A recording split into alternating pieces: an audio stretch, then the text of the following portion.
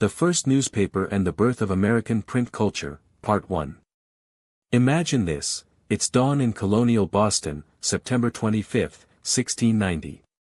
The air is damp with the smell of the harbor, horses clatter over cobblestones, and the city is waking up slowly. A few men huddle near a wooden post on a narrow street, whispering about a new thing, something no one in the colonies has ever seen before. It isn't a sermon, a proclamation, or a handwritten notice. It's a newspaper. That morning, a small publication titled, Public Occurrences Both for Rain and Domestic, appeared for the first, and only, time. Just 4 pages long, it was printed by a man named Benjamin Harris, an English bookseller and printer who had recently come to Boston from London. With this modest sheet, the story of American journalism began. But before we talk about that first newspaper, let's step back for a moment. To understand why the appearance of a newspaper in 1690 was so revolutionary, we have to look at the world it entered, a world of sermons, pamphlets, and handwritten letters, where the printed word was rare, powerful, and sometimes dangerous. In the late 1600s, the American colonies were still young. Boston was not yet the bustling city it would become. It was a small town of about 7,000 people, Puritans, merchants, sailors, apprentices, and servants. Life was harsh, uncertain, and deeply religious. Communication was slow.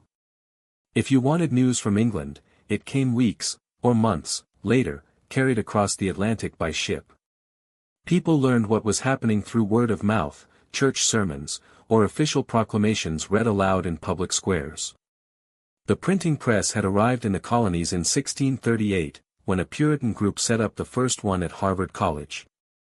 But for decades, printing was limited to religious works, Bibles, catechisms, and sermons. Printing anything political or controversial could land you in serious trouble. In fact, every printed word was tightly controlled. The British authorities and colonial governors feared that the press could spread seditious or unlicensed ideas. Printers had to obtain official permission before publishing. The concept of a free press, the idea that citizens could publish criticism of the government, simply didn't exist yet. So when Benjamin Harris decided to print Public Occurrences, he was stepping into dangerous territory. Harris was not a timid man. Back in England, he had already made a name for himself, and not in a good way, at least in the eyes of the authorities. In London, he published pamphlets criticizing King Charles II and promoting Protestant reforms. He was fined, imprisoned, and eventually fled to Boston to start anew. In Boston, Harris opened a coffeehouse and a printing shop. His coffeehouse was more than a place to drink, it was a gathering spot for gossip, politics, and debate. There, merchants and travelers traded stories, soldiers brought news from the frontier, and preachers shared rumors from abroad. Harris listened, took notes, and realized something: people were hungry for information. They wanted to know what was happening in the world, not just in the next town, but across the ocean. Harris believed a printed paper could feed that hunger. So, in September 1690, he and his printer, Richard Pierce, produced what they called Public Occurrences Both for Rain and Domestic. The paper was 4 small pages, printed on coarse colonial paper, with columns of dense text. Its style was plain, but its content was daring. Harris promised to publish the paper once a month, or, if any glut of occurrences happen, oftener. Inside were brief reports about world events, news from France, England, and Turkey, as well as local stories from the Massachusetts Bay Colony. Harris even included a shocking piece about the French king's rumored scandal and a controversial account of atrocities committed by native allies of the French in Canada. But what made the paper truly revolutionary was its tone. It wasn't an official proclamation, it was independent. Harris wasn't speaking for the government or the church. He was reporting, analyzing, and sometimes criticizing. That independence lasted exactly 1 issue. Within days, colonial authorities shut it down. The Massachusetts Council called the paper, reflecting too high upon the ministers and the government. Harris had not obtained official permission to print it, and the authorities were furious. They ordered all copies of the paper destroyed. Only one known copy survived, now preserved in the British Library. The council's statement ended with these chilling words. "We order that no such paper be hereafter printed without license first obtained." And so, just like that, the first American newspaper was born, and buried in the same week. But the idea couldn't be killed. The spark Harris lit in 1690 would smolder for decades before bursting into flame. Even though public occurrences was short-lived, the printing press itself was not. Across the colonies, printing began to take root. Small presses appeared in Boston, Philadelphia, and New York, each one a center of both knowledge and controversy.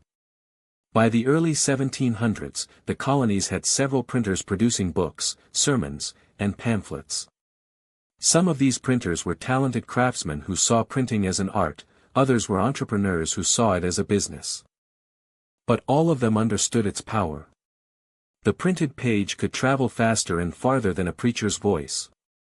It could connect scattered settlements, unite colonies under shared ideas, and challenge authority. Being a printer in colonial America was no easy job. Presses were hand-operated, using heavy wooden frames imported from England. Each letter of type was made of lead and had to be placed by hand, one at a time, into a frame to form words and sentences. A single page could take hours to set. Ink was rolled on with leather-covered pads, paper was pressed onto the inked type, and each sheet had to dry before the next side could be printed. It was slow, physical work. But to those early printers, it wasn't just labor, it was a mission. They saw themselves as keepers of knowledge, spreading light in a world where ignorance and censorship were common. Among them were names that would later become legendary: John Campbell, Samuel Keimer, and eventually a young apprentice named Benjamin Franklin. But in 1690, all of that was still to come. For now, the story belonged to a brave man who had dared to print the truth before anyone else in the New World. After Harris's experiment, it would take 14 more years before another newspaper appeared in the colonies.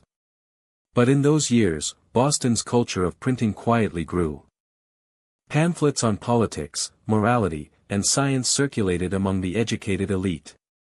Harvard's press printed Latin grammars, almanacs, and theological treatises. The colonial coffeehouses, like Harris's, became informal newsrooms. People debated the affairs of Europe, the progress of wars, and the fate of trade ships. The desire for printed information was growing stronger. By the early 1700s, a new generation of printers had arrived, men like Bartholomew Green and John Campbell, ready to take the risk that Harris had taken before them. And in 1704, the risk finally paid off. On April 24, 1704, Boston saw the publication of the Boston Newsletter. Unlike Harris's daring venture, this paper had government approval. John Campbell, the postmaster of Boston, was its publisher. The newsletter began as a small weekly sheet filled mostly with news from Europe, war reports, shipping updates, and royal proclamations. It was cautious, respectful of authority, and officially licensed. But it was a start. Campbell's paper survived, and over time, others followed. The Boston Gazette, the New England Courant, and dozens more would appear throughout the colonies. Each new title pushed the boundaries of what could be printed. And each one owed its existence to that first, forbidden issue of public occurrences.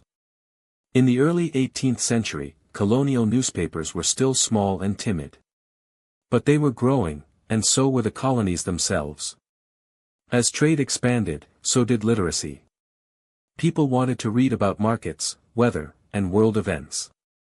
They wanted essays, debates, and opinions.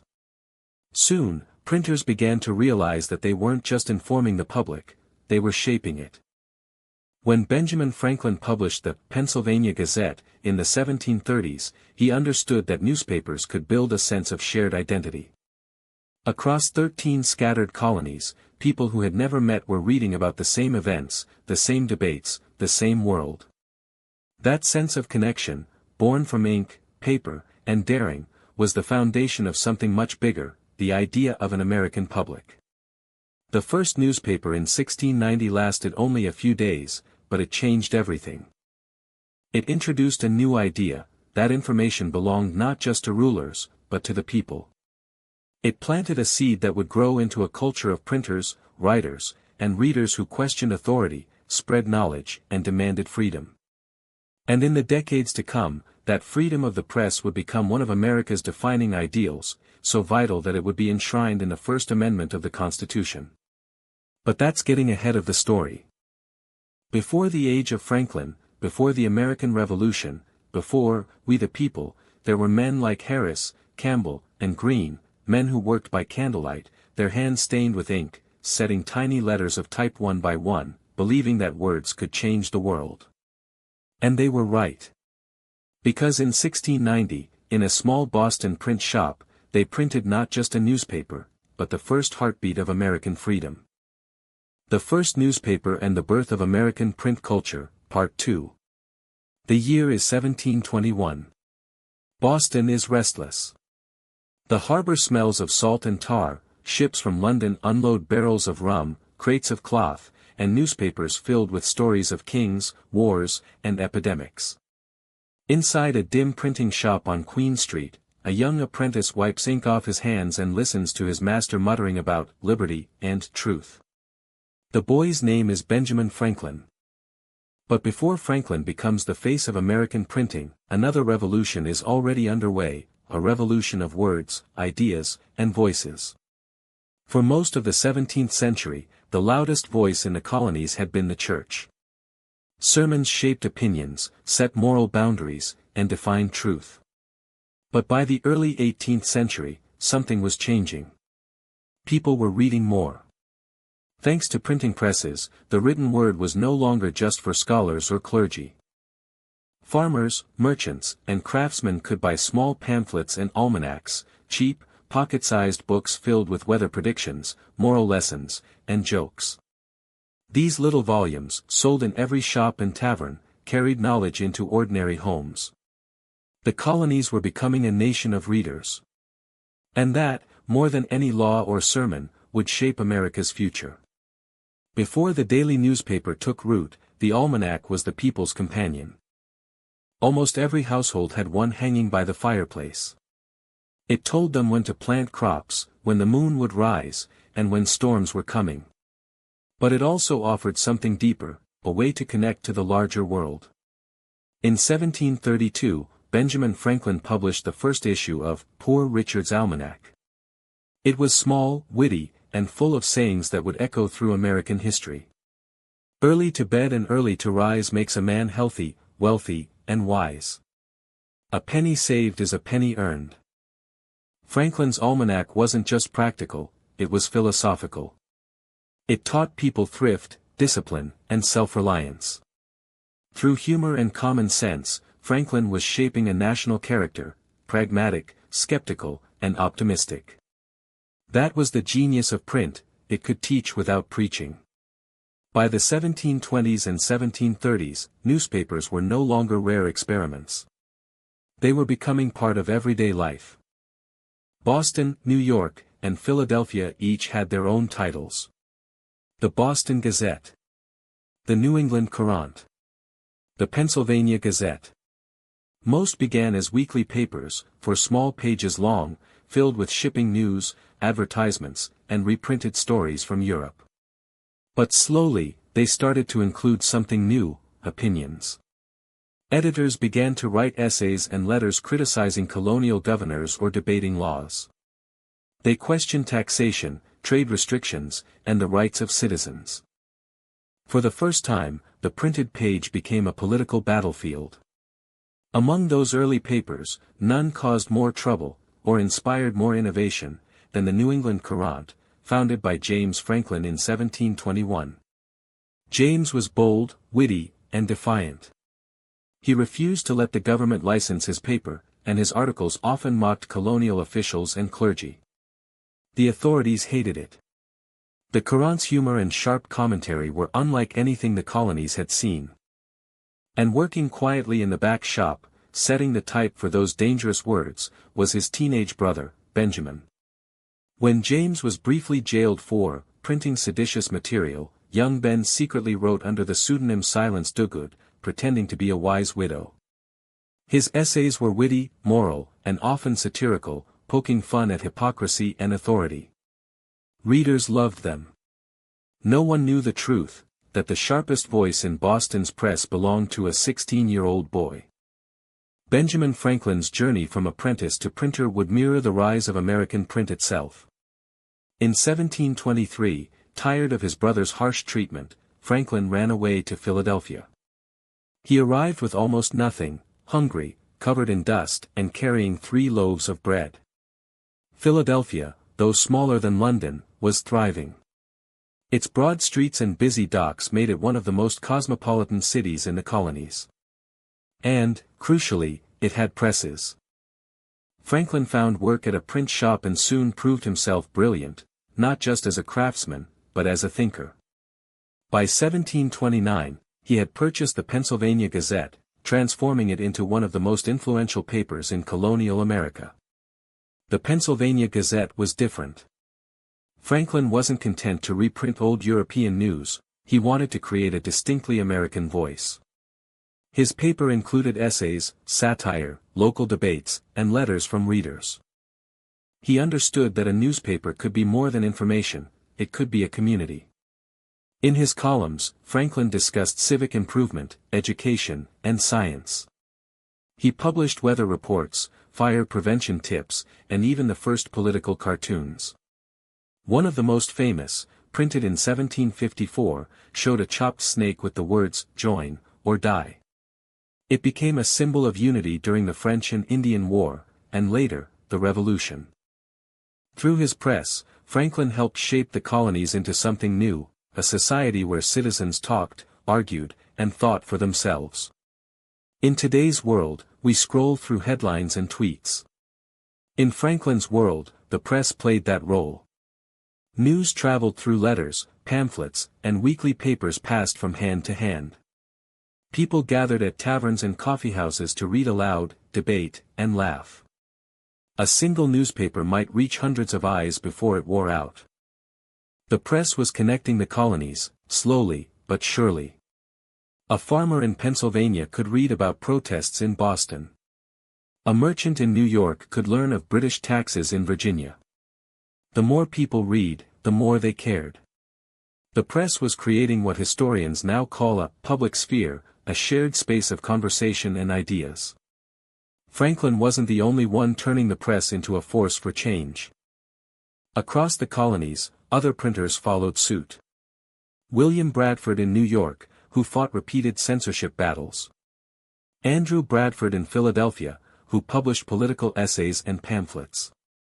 Samuel Keimer, Franklin's old employer, whose shop served as a training ground for many young printers.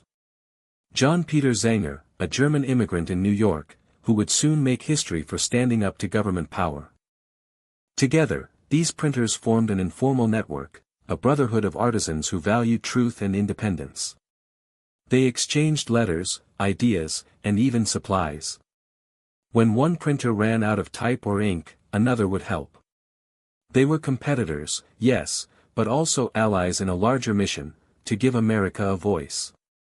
That mission was tested in 1734, when John Peter Zenger, publisher of the New York Weekly Journal, was arrested for printing articles critical of the royal governor, William Cosby.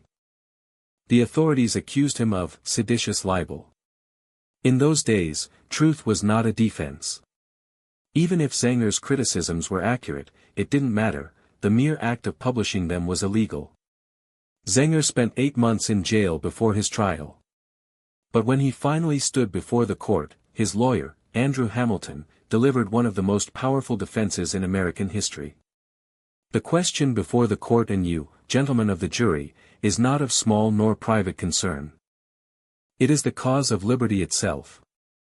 Hamilton argued that the press had a duty to tell the truth, even when it embarrassed those in power. To everyone's astonishment, the jury agreed. Zenger was found not guilty. The verdict sent shockwaves through the colonies. For the first time, a colonial jury had declared that truth could not be punished.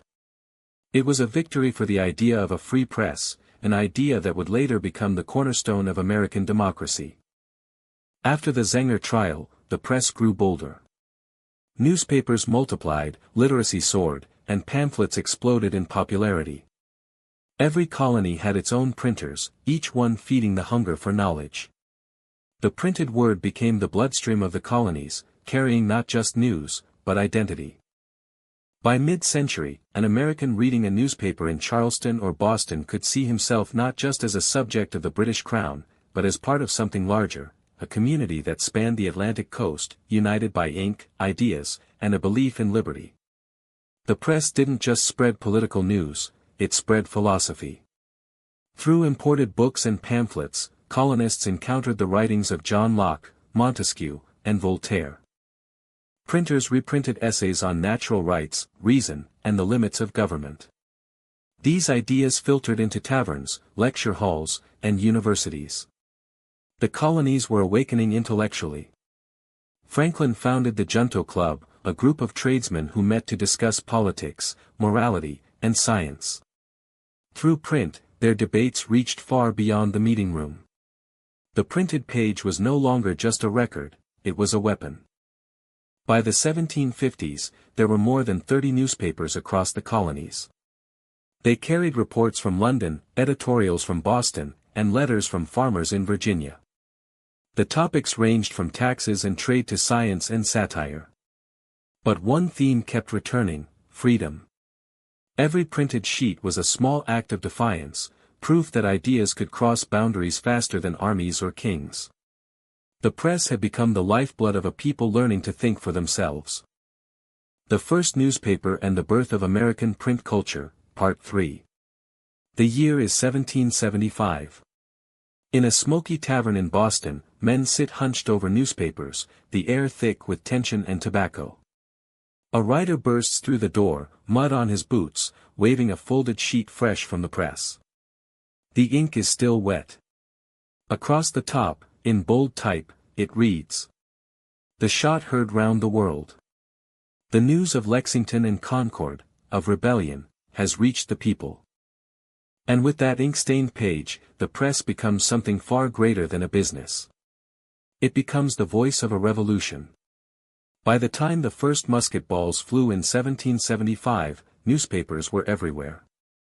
From Boston to Charleston, nearly 40 different papers spread across the 13 colonies.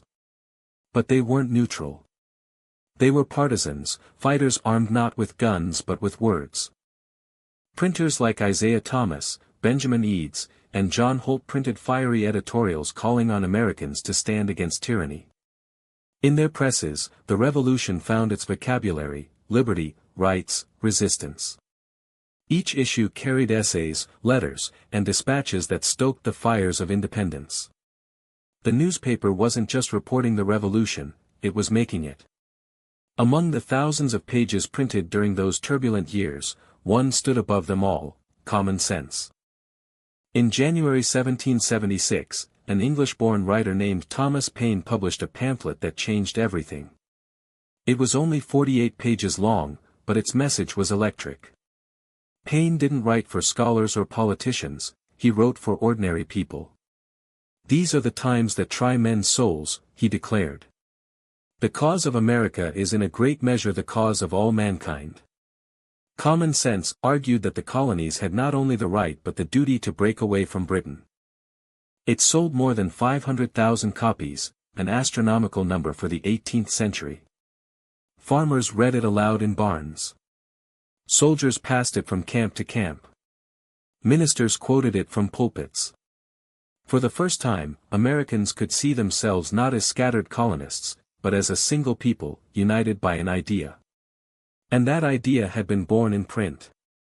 When war broke out, printers found themselves in danger.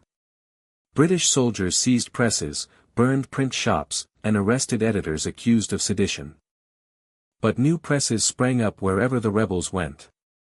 Isaiah Thomas, who published the Massachusetts Spy, fled Boston under threat of arrest. He carried his press across the river to Worcester and continued printing there. His paper became one of the fiercest voices for independence.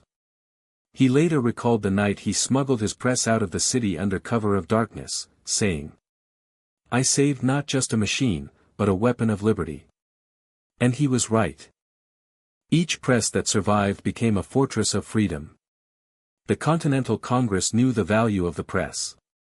They used it to issue declarations, rally troops, and counter British propaganda. On July 4, 1776, printers in Philadelphia raced to set type for a document that would change history, the Declaration of Independence. The first broadside edition, printed by John Dunlap, rolled off the press late that night. Copies were sent to every colony, to generals, and to newspapers.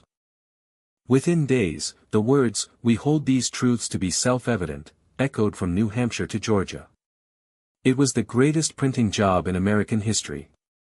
The revolution wasn't just fought with muskets, it was fought with paper, ink, and ideas. Not every printer sided with the patriots. Some remained loyal to the crown. Papers like Rivington's New York Gazetteer defended British rule and condemned the rebels as traitors. James Rivington, its publisher, was hated by patriots and even had his press destroyed by angry mobs. But Rivington was no simple villain, he later became a secret agent for George Washington's spy network. The press, it seemed, was as full of intrigue as the war itself. The conflict wasn't just on the battlefield, it raged in the columns of newspapers. Words became weapons, and printers became soldiers in their own right. When the war ended in 1783, the United States was free, but fragile. The new nation faced enormous challenges, debt, division, and the task of defining what liberty truly meant. Once again, the press became the arena where America debated its own soul. Newspapers multiplied rapidly. In 1783, there were about 35 papers. By 1800, there were over 200. Every major town had at least one. Printers who had once risked their lives for freedom were now arguing about how to preserve it. Federalists like Alexander Hamilton and Republicans like Thomas Jefferson battled each other in print, founding rival papers to sway public opinion. The young republic learned that freedom of the press was exhilarating, but also chaotic. The 1790s saw some of the most vicious political journalism in American history. Editors hurled insults, spread rumors, and fought over everything from the Constitution to taxes. In 1798, President John Adams signed the Sedition Act, making it illegal to publish false, scandalous, and malicious writing against the government. Hundreds of editors were fined or jailed. One was dragged from his bed in the middle of the night for criticizing Adams. But the public backlash was immense. Many Americans saw the act as a betrayal of the very principles the Revolution had stood for. When Jefferson became president in 1801, he let the law expire and pardoned everyone convicted under it. The struggle had proved one thing: a free press was not optional, it was essential. As the 19th century began, the United States was growing fast. New cities rose along rivers and frontiers, and with them came new presses. Printing became faster and cheaper. The old wooden presses gave way to iron ones, hand-pressed pages were replaced by steam-powered cylinders. The result? A boom. By the 1830s, penny papers sold for just 1 cent, bringing news to the working class. For the first time, the poor could read about the world beyond their town. The press had become the great equalizer. Editors like Benjamin Day of The Sun and James Gordon Bennett of the New York Herald introduced modern journalism, headlines, reporters, crime stories, and sensational news. What had begun with sermons and pamphlets in colonial Boston was now a national industry shaping culture, politics, and imagination. The press didn't just inform, it educated, entertained, and united. It helped spread the abolition movement, gave a voice to women's rights activists, and carried the speeches of Abraham Lincoln to every corner of the nation. When the telegraph arrived in the mid-1800s, newspapers could share news from across the continent in hours instead of weeks. The world of print merged with the new world of technology, and journalism became a living force in American democracy. From that point on, every major turning point in the nation's story, the Civil War, Reconstruction, the World Wars, the Civil Rights Movement, would unfold through the printed page. And it all traced back to a small, forbidden paper in 1690. Benjamin Harris, the defiant printer of public occurrences, could never have imagined what he started. His 4-page paper, silenced after one issue, planted the seed of an idea that would define America, that truth should never be silenced. From the fiery pamphlets of Paine to the moral thunder of abolitionist presses, from the crusading muckrakers of the 1900s to the investigative journalists of today, that idea endures. The freedom to print, to question, to criticize, to speak, became the guardian of all other freedoms. Isaiah Thomas, who chronicled early American printing in his monumental History of Printing in America, 1810, once wrote that the printer was the servant of truth and the friend of liberty. He believed the press was not just a trade, but a calling, a sacred duty to inform the people and hold power accountable. Every journalist who has ever risked their career or safety to tell the truth, every editor who has printed an unpopular opinion, every citizen who has picked up a paper to learn, to question, or to care, they all carry that same torch. Today, our printing presses are digital. News travels not by horseback or ship, but by pixels and fiber optic cables. The tools have changed, but the mission remains. In every headline, every article, every debate over truth and freedom, you can still hear the echo of that first press in Boston, the creak of wood, the clatter of type, the heartbeat of a nation being born through words.